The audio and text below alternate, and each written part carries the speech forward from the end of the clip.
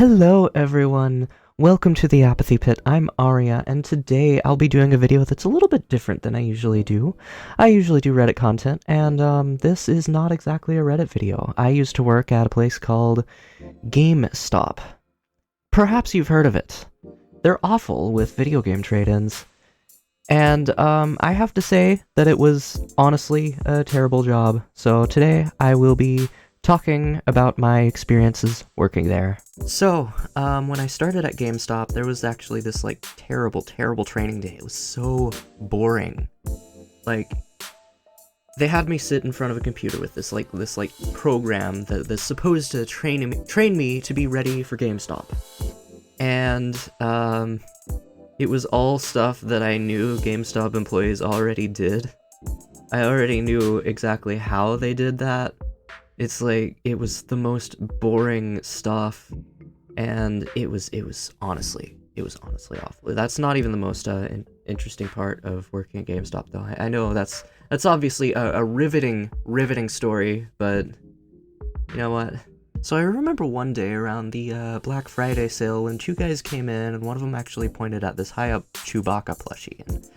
And I'm not gonna lie, this plushie was actually really cool. It had this button where you press it and it would say a few voice lines from all of Star Wars. It was a really cool Chewbacca plushie. But he was going, "Hey, can I get that?" And I was going, "Oh, yeah, that's no big deal.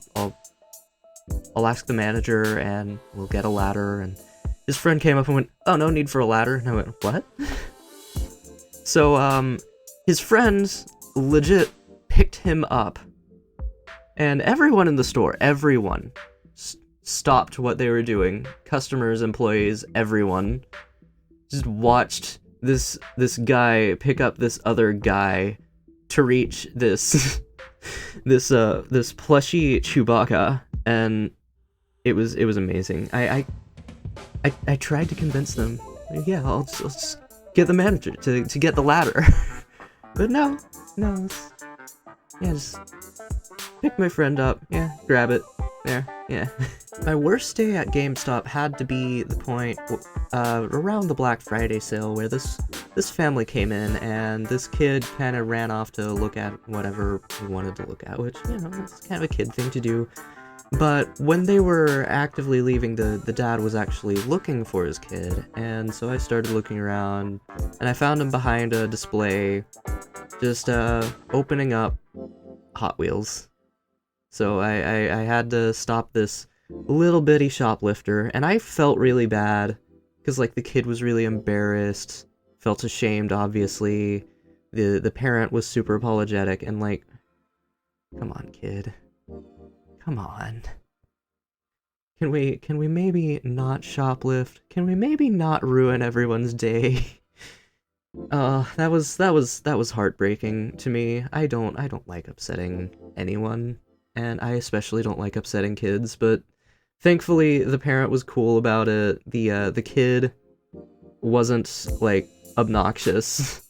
It was just a little thing, and the dad, he actually bought the Hot Wheels that day, so it wasn't that big of a deal. So this one time, a bit after the Black Friday sale, there was this one guy who, he had obviously been taking in some substances. He had these various tics that were very token to people who, were maybe a little bit under the influence of various drugs. I think maybe he was on cocaine or something like that, but, I don't really have any hard evidence for anything there. But he came in trying to sell his Xbox One. And he's like, I've been down on my luck. I've gotta sell you guys my console. And see, I'm sitting here not knowing all of the policies there, so I'm just going well, you can try, but I don't know if we'll be able to get that through by closing time, so just go to the front desk and we'll see what we can do for you. And he was really shifty while waiting to get his console to the front. And just for the record, he didn't even have any games, controllers, or even the power supply for this Xbox One. It was just like the console itself. So it probably wouldn't even gotten him a whole lot. But he took this to the front, and they rejected him, and he started making a big stink. Like, you know, it's not as big as the "it is ma'am" thing, but you know, he he was screaming and telling us that you guys just want me to die. I'm like, excuse me, but no, not trading in your Xbox doesn't equal wanting you to die.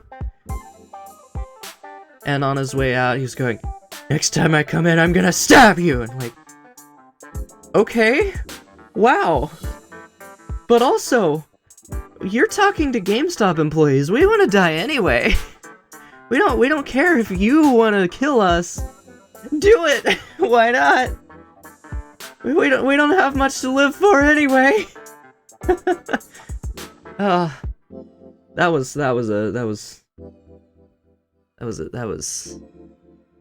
a day. So we ended up staying until like 1 a.m. there. That was not fun. Not interesting either. I can't talk about that because it was boring. So this story spans about a few months. At the beginning of it, I was still working at GameStop. At the end of it, I was actually no longer there, but I was in the store at the time. So, one day, this guy brought in his Xbox 360.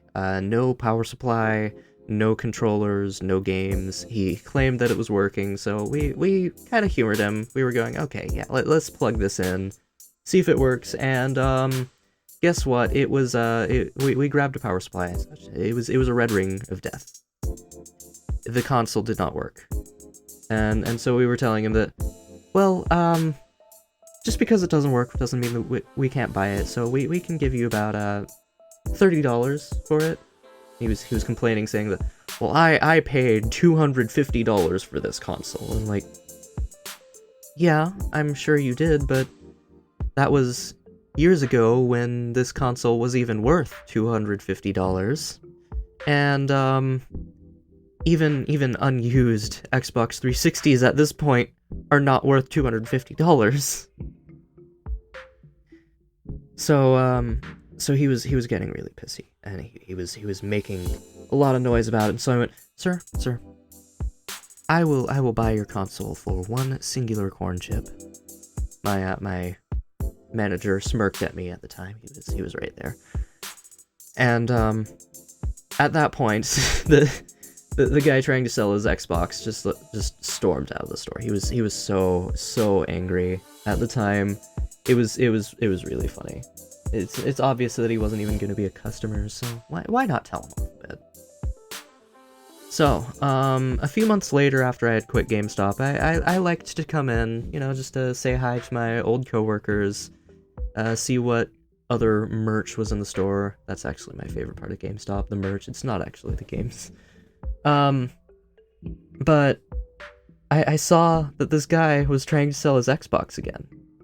And and he was doing the same thing, you know. Oh, I purchased this console for $250 when it was new, and well, sir, it is not new anymore, and even the unused ones are not worth that much. And so I, not having worked at GameStop anymore, I came up to him, kind of tapped him on the shoulder, and went, "Hey, fam, nobody wants to buy your bricked console for $250.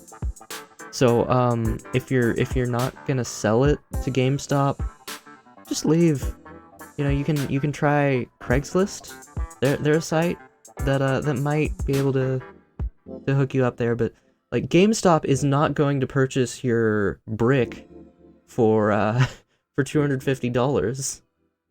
You know, I could sit here and make a case for you to buy an actual literal brick for more money than your trashed Xbox 360.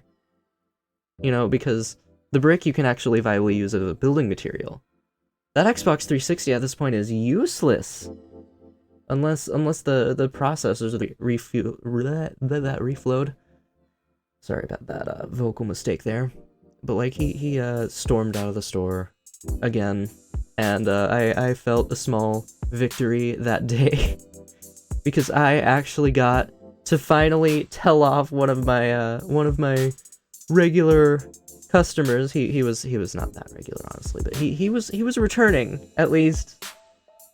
But yeah, I suppose that concludes my GameStop stories. Thank you guys for watching. I have a few other GameStop stories, which I probably want to save for another video if you guys want one. This was fun to do, and if you want more of my content, you might try visiting my Twitch channel, which will be linked in the description. I'm also trying to make a living. My Ko-Fi will be linked down below as well. And, yeah, see you in the next video. Please consider subscribing. Collapse, caught me last, caught me crash, try to move on, let go, but he can't, feels like dying, realizing everybody's flash behind some purposefully urgent teacher, water feeds us, but our leader keeps it going, so nobody can touch you, if you know it to pertain to the muscle, crumbles under crushed up.